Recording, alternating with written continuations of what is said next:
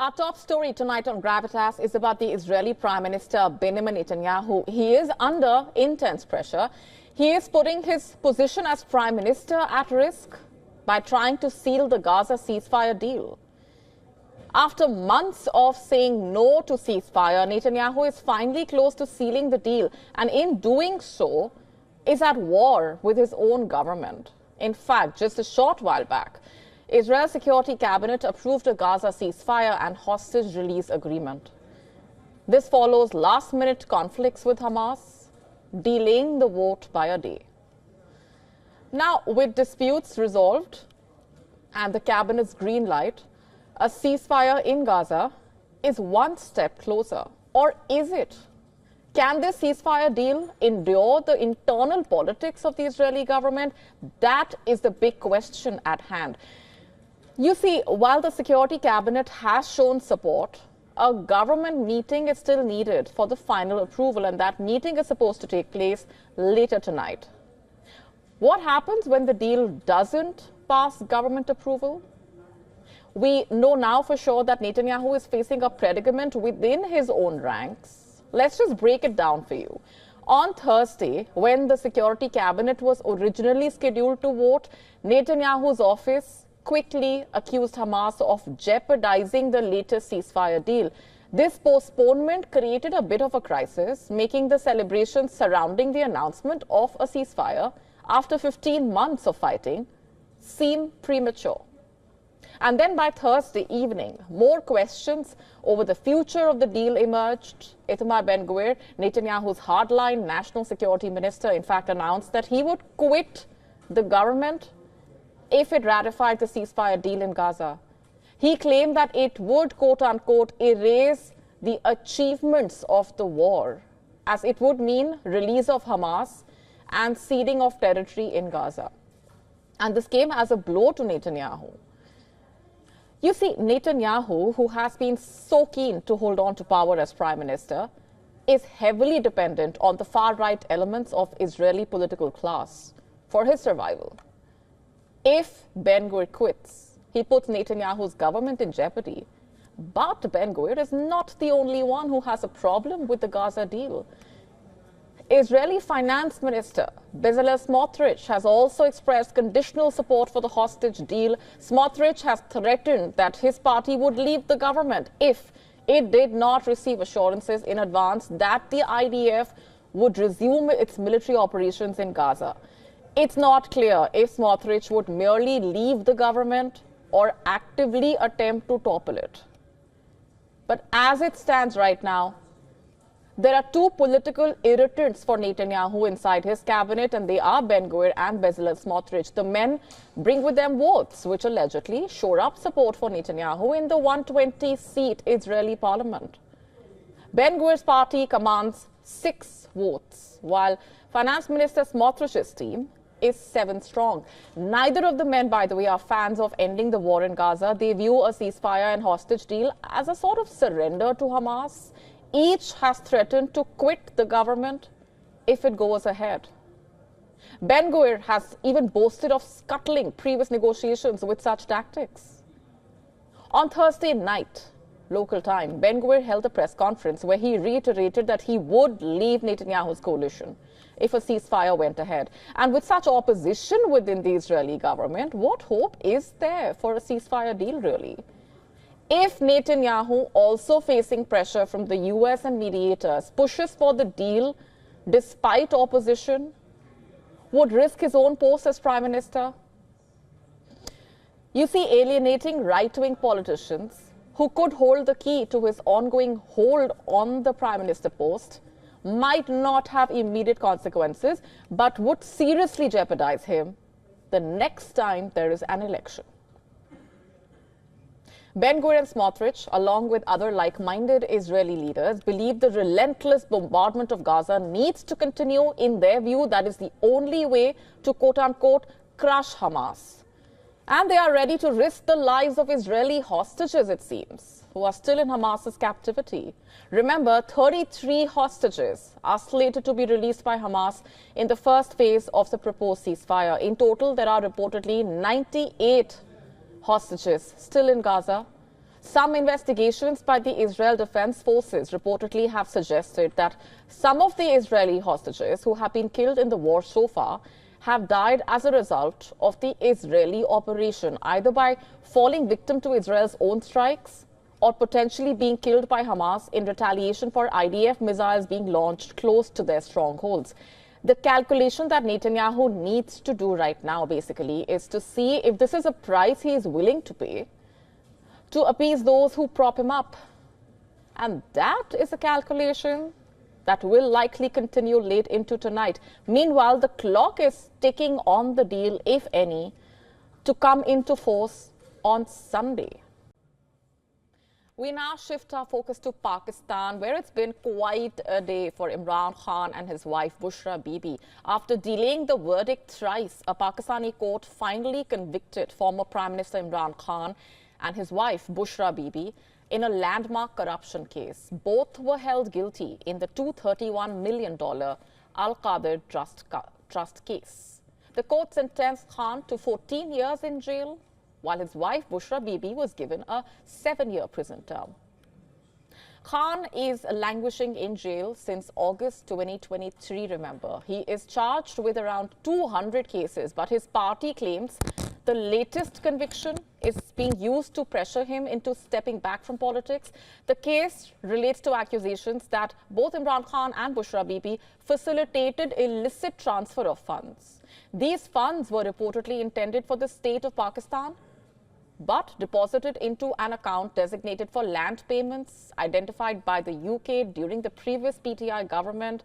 Imran Khan has been convicted of misusing his power to approve the settlement and allegedly gaining personally from the deal. Imran Khan reiterated his innocence. The ex-Prime Minister was in fact quick to reject the charges. He accused the judiciary of succumbing to political pressure.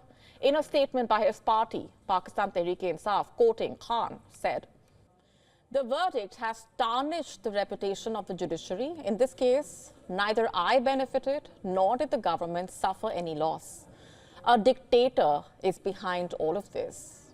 Those who are with him enjoy freedom, while those against him are punished. My wife has nothing to do with this case. Her sentencing is nothing but a move to infuriate me," quote unquote. But the question is, who is Imran Khan hinting at? Who is the so-called dictator he is talking about in that statement? Early this month, Khan had claimed that he was indirectly approached about the possibility of house arrest at his sprawling home on the outskirts of the capital, Islamabad. But he has remained defiant, firing off statements against the government and promising to fight his battles through the courts. The former cricket star enjoyed popular support when he became premier in 2018, but fell out with the king making military establishment and was booted from power in a 2022 no-confidence vote. Khan was shot and injured in a November 2022 assassination bid for which he accused top military officers of plotting the attack.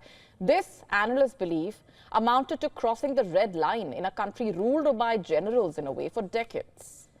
In 2023, Pakistan's current Prime Minister Shehbaz Sharif claimed that the incumbent army chief, General Asim Munir, was removed as the head of the ISI in 2019 by his predecessor Imran Khan. Sharif claimed that the spy chief confronted Khan with the proof of corruption involving his wife. Munir was replaced as the Inter-Services Intelligence Chief by Lieutenant General Faiz Hamid when Imran Khan was at the helm. Imran Khan's relationship with the former Pakistani Army Chief General Qamar Javed Bajwa was no less turbulent, by the way. The former Prime Minister had blamed Bajwa for allegedly toppling his government. Imran Khan had said that he regretted over-trusting the former Army Chief while in power. In 2019, while Khan was the Prime Minister, he approved an extension for General Bajwa for another 3 years, barely months before Bajwa was set to retire. Although the generals deny interfering in Pakistan's politics, their involvement as kingmakers is an open secret. And this verdict comes just days after PTI chairman Gaur Ali Khan claimed that he and the Khyber Pakhtunkhwa chief minister Ali Amin Gandapur, held a meeting with the Chief of Army Staff, General Asim Munir, in Peshawar. The PTI chairman, in fact, said that the meeting was held on the instructions of their founder, Imran Khan. A statement attributed to security sources issued on state broadcaster PTV News's X account, claimed to provide the real story of the conversation the two PTI leaders had. The post said the conversation with Barrister Gohar and Ali Amin Gandapur in Peshawar took place in the context of security and counter-terrorism issues in Khyber Pakhtunkhwa. Barrister Gohar tried to discuss political issues. Barrister Gohar was told to discuss political issues with politicians. The statement said, I'm quoting, "The conversation was presented out of context. An attempt has been made to give political color to the discussion on security issues, which is regrettable." Quote unquote. The verdict against Imran Khan has come at a time when the entire world is eyeing the US for Donald Trump's inauguration. In 2022, Imran Khan accused a senior US diplomat, Donald Lu, of alleged involvement in a conspiracy to topple his government through a no-confidence vote tabled by the opposition.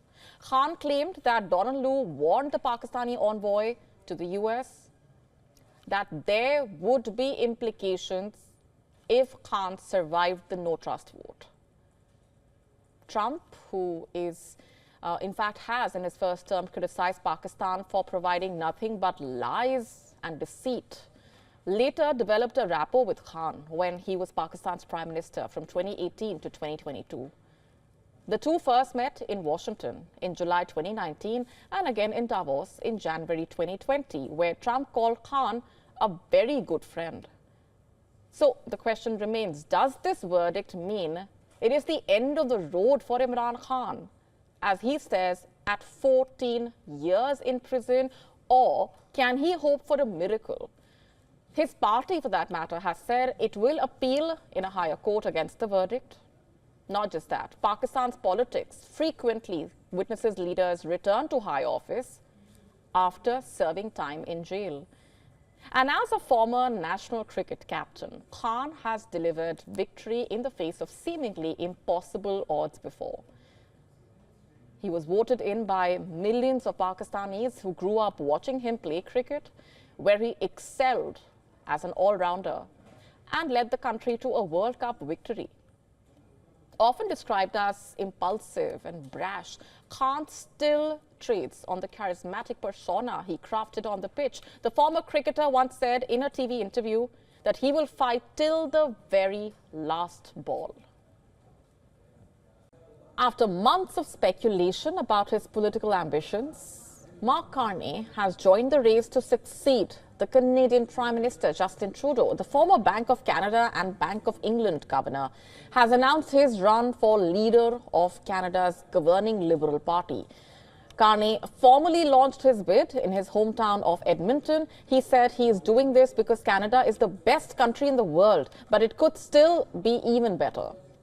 While he recently served as an economic advisor to Trudeau, Carney is the only candidate in the Liberal Party's leadership race who is not an elected member of Trudeau's government. He has branded himself as an outsider who brings financial knowledge to a country struggling with a sluggish economy.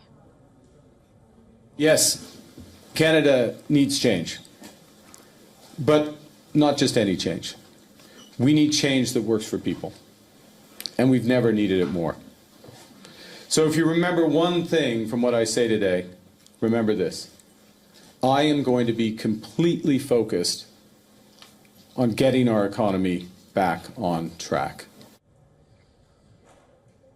Carney brings a range of economic experience to the race. He previously worked at the investment bank Goldman Sachs before joining the Canadian Finance Ministry in 2004. He then served as Canada's central banker and had to deal with the after effects of the global crisis in 2008. And he then moved to London, where he served as governor of the Bank of England until 2020.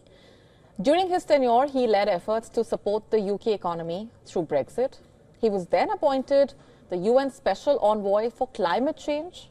And in recent months, Carney also advised Trudeau on economic matters. If he wins, the 59-year-old will succeed Trudeau and lead the country into the next general election, which must be held before October this year. Earlier this month, remember, Trudeau announced his intent to resign once a new Liberal leader is selected, and Trudeau will stay on until his replacement is named on the 9th of March. Carney's main rival seems to be former Finance Minister Chrystia Freeland, whose resignation last month over policy differences led to Trudeau's decision to quit. But the new Prime Minister is unlikely to be in office for long. The minority government could be toppled in Parliament as soon as the end of March, triggering an election that polls indicate the opposition Conservatives will win.